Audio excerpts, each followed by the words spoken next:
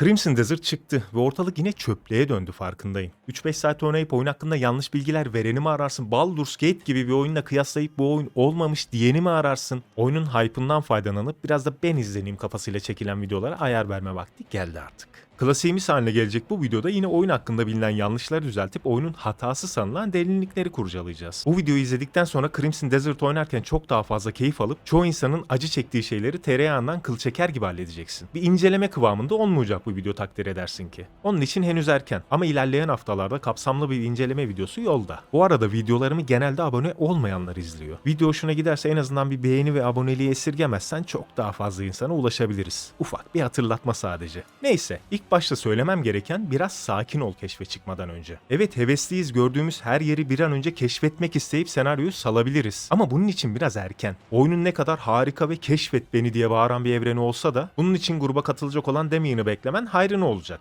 Çünkü bu kızımızın atiklik ve çift zıplama yeteneği sayesinde Cliff ile tırmanıp keşfedemeyeceğin yerlere bile kolaylıkla ulaşabilirsin. İnanılmaz büyük bir evren var ve keşfedeceğin yerlerin belki de çoğunu fark edemeyeceksin bile oynarken. O yüzden maksimum verimle bu işe başlaman hem daha az yorar hem de seni erken seviyede bıktırmaz. Bak, en basit örneği vereyim. Şelalelere girilmediğini fark etmişsindir mesela. Giriliyor kardeşim. Kılıcını saplarsan, evet suya kılıcı saplarsan girebilirsin. Ve içerideki mağarayı keşfedip lootları cukkalar kaçarsın. Oyun sana bunu söylemiyor. Oyun sana çoğu şeyi söylemiyor. Yavaşça oynadıkça keşfedip öğrendikçe keyif alabileceğin bir oyun bu. Bu arada bazı gizemleri keşfetmek için oyunda gördüğün çanları çalman bu konuda sana büyük kolaylık sağlar, onu söyleyeyim. Etraftaki sisi kaldırıp bazı şeyleri daha iyi, daha net görmeni sağlayacak bu çanlar. Oyunun ilk bulmacasını hatırlarsınız. Kılıçla ışığı yansıtıp çözdüğümüz o basit bulmacayı. O mekaniği eminim daha sonra hiçbiriniz kullanmamıştır. Ama o oyun kalitenizi arttıran en büyük kolaylıklardan biri aslında. Çiğ et mi buldun? Hemen çek kılıcı, güneşin o doğal zararsız ışınıyla pişir. Yemeğinin tadını çıkart.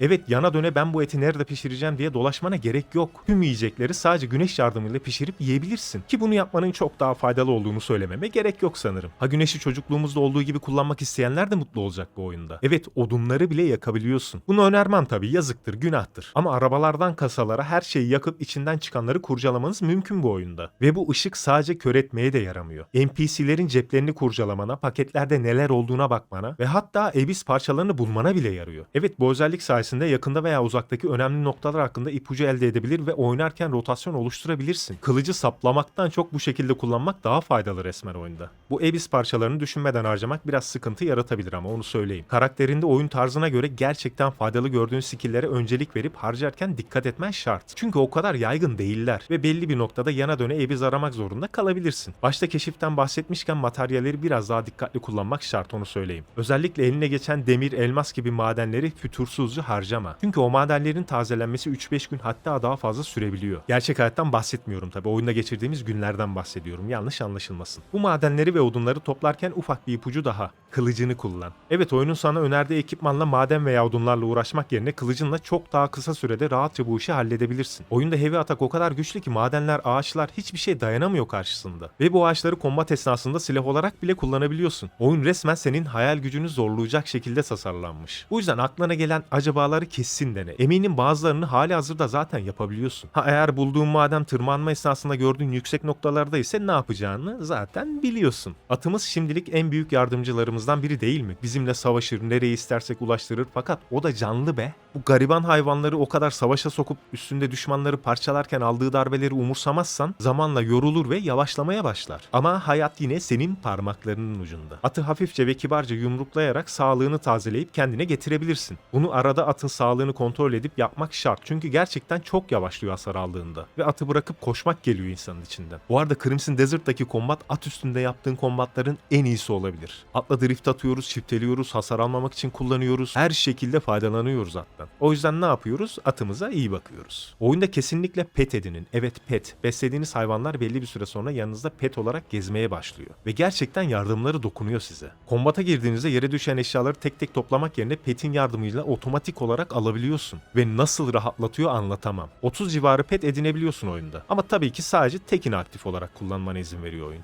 Toplamak demişken tek tek eşyaları toplamaktan yoruldun mu? Bunun için tuşa basılı tutup etrafta gez, toplanabilir her şey kendiliğinden toplansın. Oyunda en çok yardım dokunacak eşyalardan biri de bu maske. Evet, hırsız olmanız için sizi motive etmeye çalışıyorum şu an, doğru. Çünkü risk ödül dengesine bakınca gerçekten oyunda yapabileceğiniz en faydalı aktivitelerden biri. Yakalanırsan ceza keserler, ödersin. Saygınlığın azalır. Halk senden nefret eder bir tık, fakat inanılmaz rahatlarsın maddi açıdan. Üstelik bu düşen saygınlığını da yaptığın görevler ve aktivitelerle çok rahat geri kazanabiliyorsun. Önüne geleni doğrayan bir seri katile dönüşmediğin sürece asla sorun yaşamazsın yani oyunda. Hayvan mı gördün? Çal. Biri cebinde para mı taşıyor? At elini, korkma. Zaten ertesi gün unutup seni alkışlamaya devam edecekler. Ama sen zengin olduğunla kalacaksın. Tanıdık geldi değil mi?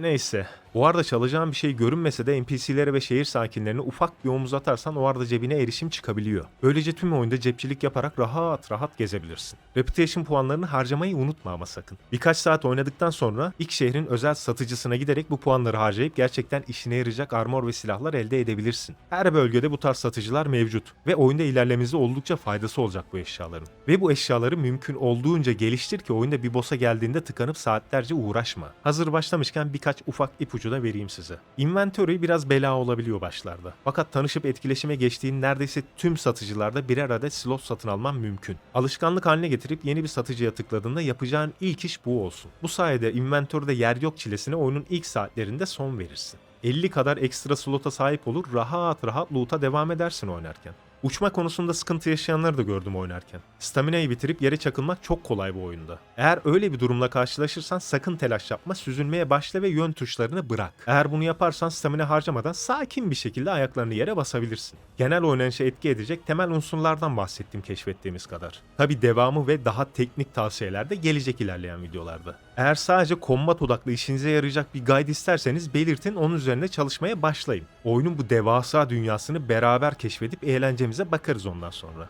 Çünkü oyun gerçekten büyük ve bizi bir ton macera bekliyor. Ama her şeyden adım adım bahsedip yavaş yavaş ilerlemek daha mantıklı geldi bana. Bu dakikaya kadar izleyen herkese teşekkürler. Umarım eğlenmişsinizdir. Görüşürüz, hoşça kalın.